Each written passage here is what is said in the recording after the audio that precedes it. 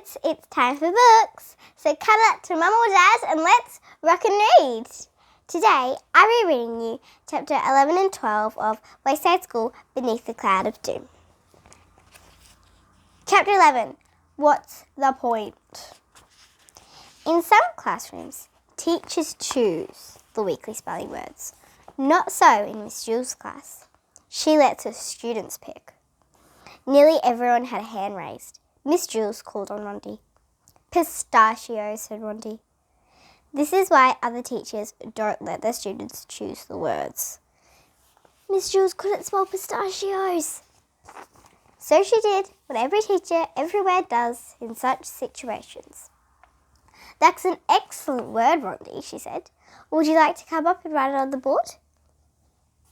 Rondi came to the front of the room. Miss Jules paid close attention as Rondi wrote pistachios on the blackboard. I love pistachios, said Kathy when Rondi returned to her seat. Me too, said Alison. They're my third favourite nut. Miss Jules called on DJ.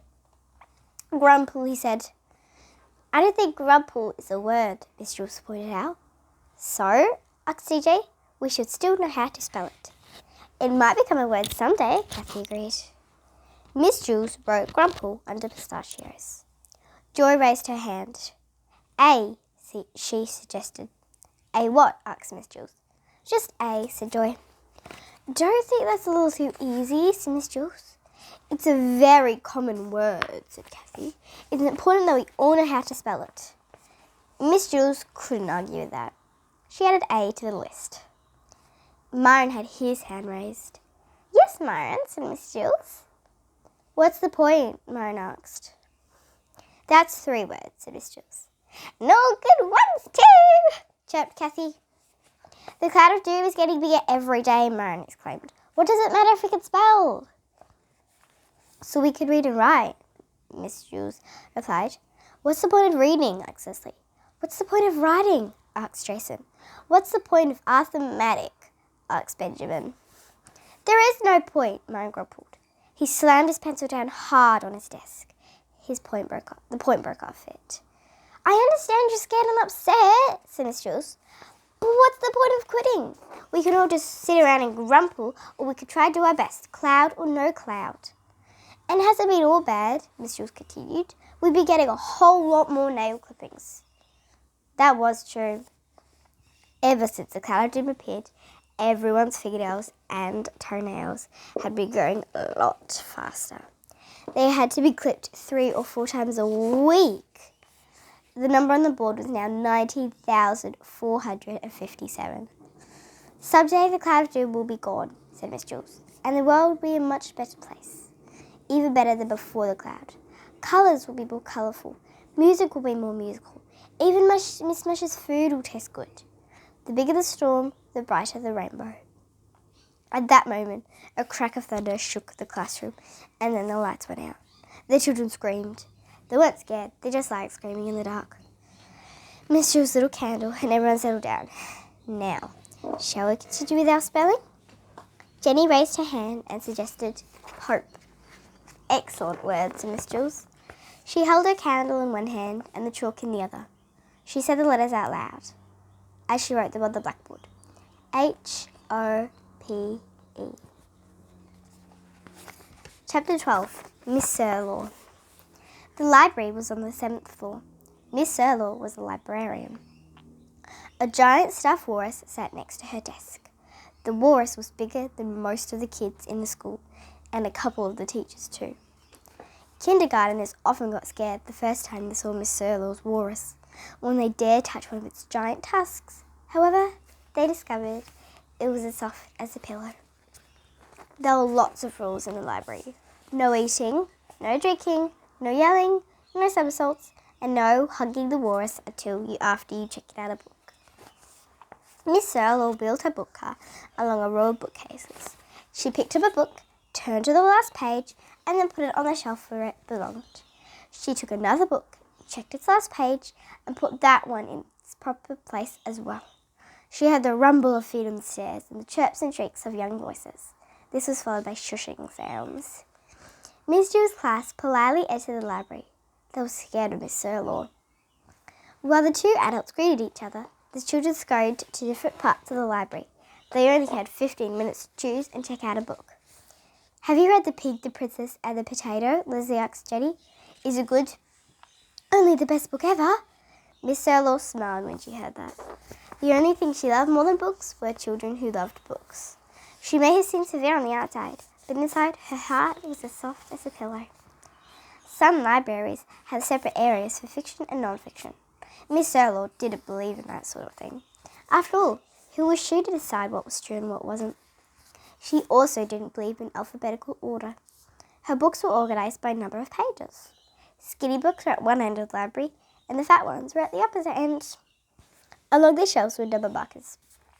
10, 20, 30, all the way to 1,000.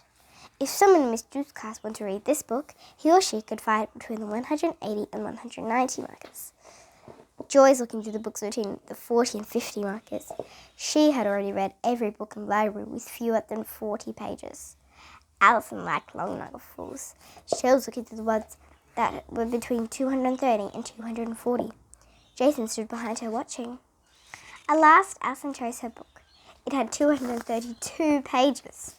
Jason took the one next to it with 233 pages. Alison scowled at him. She put her book back and then chose one farther down the shelves with 238 pages. Jason put his book back too. He took one with 239 pages. Alison pretended not to notice, even though she was burning inside. She looked at her book. "I think I already read this," she said aloud. She returned to the shelf. "La-di-da," she said. "What book do I want to read?" Suddenly she dashed to the end of the aisle and round a corner. Jason had trouble squeezing his book back into place. By the time he did, he couldn't see Alison anywhere. He went from one end of the library to the other, searching between the aisles. And he finally saw her. She was hugging the walrus. And that meant she had already checked out her book. He went to her. "Hey, Alison," he said, "can I see your book?" "No," she replied. "How many pages?" he asked. "I'm not telling you." "More than 300? Maybe." "No way," he said. "Even you wouldn't read a book with more than 300 pages. Alison shrugged. "More than 350? he asked. "Maybe." 500? "Maybe." "Just tell me the title." "No." "I'm just trying to help you," explained. "Maybe I've already read it. I could tell you if it's any good. You don't want to read a 500-page book if it's boring and has a bunch of kissing in it." Rondi finished checking out her book and then hugged the walrus too. "Let's go, Rondi," said Alison. Jason watched the two girls leave the library. He went to Miss Serlo. "How many pages in Alison's book?" he asked. "I'm sorry, Jason," the librarian told him. That is confidential information." Jason sighed. He returned to the bookshelves wondering if Alison really chose a book with 500 pages. It seemed impossible. Nobody could read a book that long, even if it had big print and short chapters. Still, he couldn't be sure. Just to be safe, he chose a book with 510 pages. There was no way Alison chose a longer book than that. He started to bring it to Miss Serlo. But what if she did? He put the book back and found one with 573 pages. She couldn't have chosen a book with more pages than that. Again, he started to Miss Serlo's desk. But what if she did? He returned the book to its place on the shelf and then chose one with 611 pages. A moment later, he returned it. No matter which book he chose, the same question kept returning. But what if she did? Finally, Jason chose the last book on the last shelf at the very end of the library. He had held it with both hands as he lugged it to the checkout desk. The number on its last page was 999. The book made a loud thud as he put it down on the desk. "Excellent choice, Jason," Miss Serlo said when she saw the book. "I know you will enjoy reading it." Reading it? He couldn't even carry it. Jason hugged the walrus. And that was chapter 11 and 12 of Wayside School Beneath the Clouds Dream. Hope you enjoyed it. Bye.